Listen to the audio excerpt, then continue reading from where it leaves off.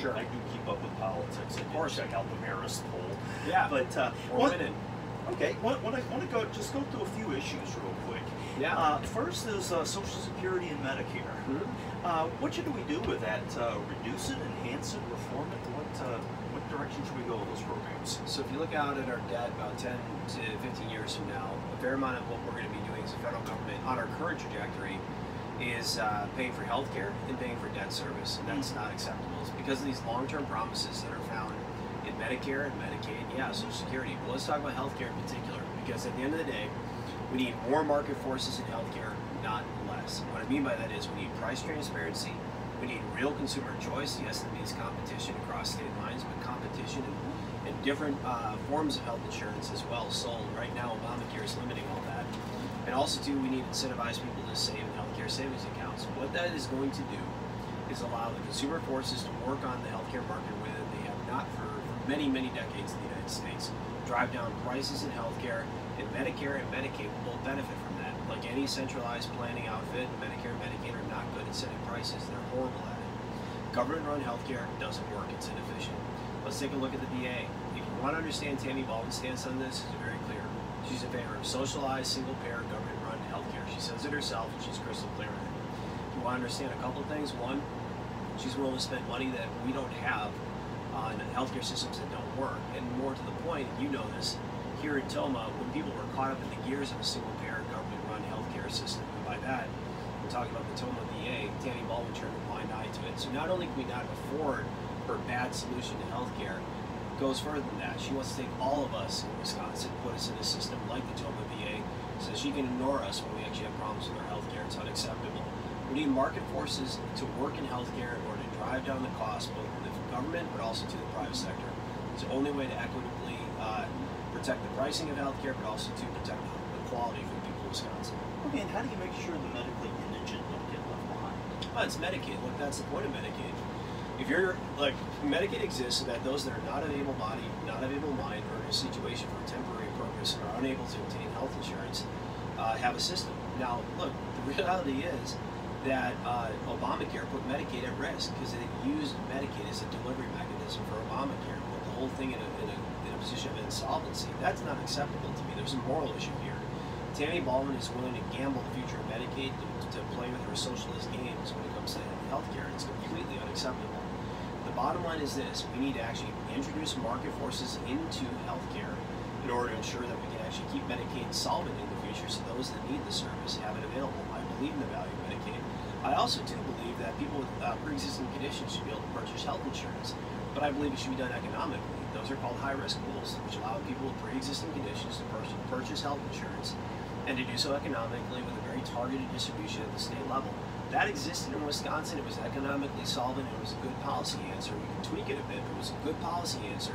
It was Tammy Baldwin and Barack Obama that destroyed it and put in place a non-economically solvent socialist plan that does not work. Social Security. So security is very simple. Look, I mean, at the end of the day, if you're receiving Social Security or you're close to retirement, there should be absolutely no change to the program whatsoever. And I'm going to say that again because if it's misattributed, I'll be extremely upset. If you are receiving Social Security currently, or if you're close to retirement, there should be no change. For people that are younger, here I'm talking about grandparents that are receiving Social Security should think about their grandkids that are many, many, many years away from receiving Social Security. Those kids should be incentivized to save in defined contribution plans that actually allow them to grow their wealth throughout their entire life. We should look at the prospect of means testing Social Security for those that are not already receiving it or close to receiving it. That's a totally reasonable answer. Maybe means testing looks like you get out of Social Security literally to the dollar what you put into it. That's a way to keep this thing solvent if you again qualify as having to go over the demarcation for means testing. And then furthermore, yes, we can look again for younger people that are not yet receiving Social Security at adjusting the retirement age. That's a totally reasonable prospect because people are living longer. But again, no changes. And I can't be clear enough, and I hope that you report this correctly, because Tammy Baldwin is going to lie about it. That doesn't actually help us to keep our country solvent. What we need to do is see that there are no changes for those currently receiving or close to receiving. But yeah, we need to change it for the younger people because, frankly, otherwise they're not going to see any Social Security and they're going to live in a bankrupt nation. Right, and tariffs. But we're agreed, right, on the whole thing that we're not making changes, or am I prescribing changes for people currently receiving? Oh no, that's what Paul Ryan said in first. And it was misattributed and lied about, and that's what Okay, Democrats but do. do you have an age, for people near retirement? I think that we now? can talk about the actuarial impact of this, but I've just said to you that there's going to be no changes for anybody that's currently receiving or close to receiving. All right. Tariffs. How are the tariffs working, and how do you think the president's trade policy is working? Well, let's talk about the tariffs that are slapped on American goods in countries like Canada, tariffs that are slapped on American goods in countries like China, tariffs that are slapped on American goods in the European Union. Let's talk about the subsidization of production that occurs from the Canadian timber industry to Chinese textile manufacturing, which has frankly displaced so many different American industries, to include industries right here in the state of Wisconsin. That's not free trade. That's not acceptable for the people of Wisconsin. In fact, it's wiped out industry and jobs in our state. What we actually need to do is look and move to a world with no tariffs. That's clearly the president's objective, and I think that he's smart to do it. His goal is to say to our trade partners, come back to the trade table or negotiation table with us so we can figure out how we can eradicate tariffs across the board and allow actual free trade. And I know for a fact that farmers and producers in our state are smart enough to understand, and I'll tell you this, point blank, the average farmer is a lot smarter than the average Washington politician, because they actually run complex businesses, and they know they need access to markets. And that a Canadian tariff that slaps 270% of a tariff on Wisconsin inbound dairy products is not acceptable to their business model, and it needs to go away.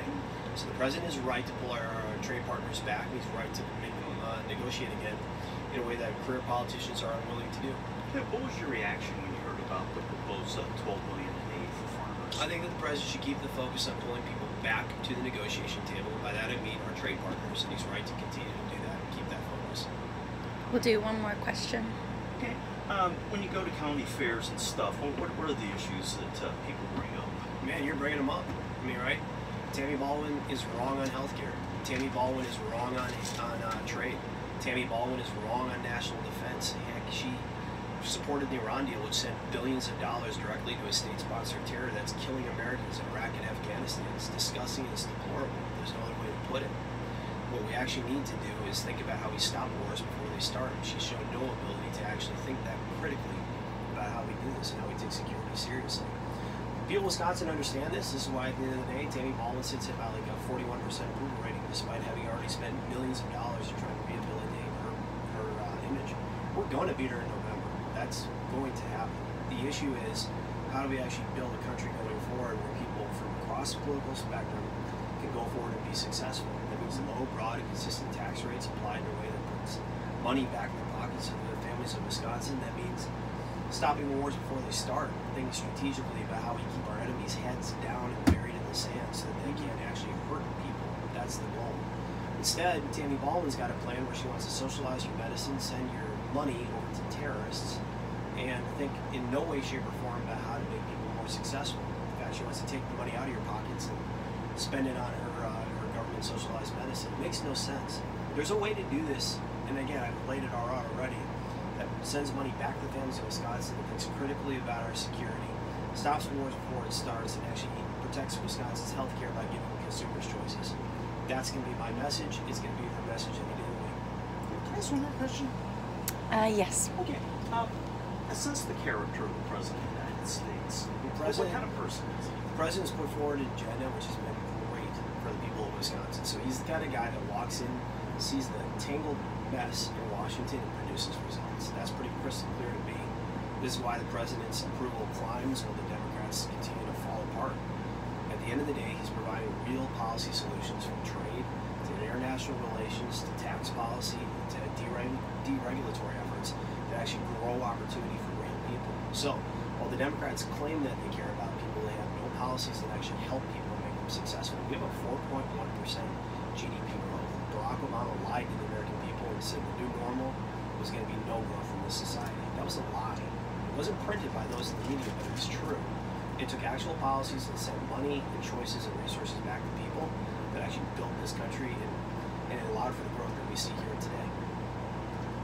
All right.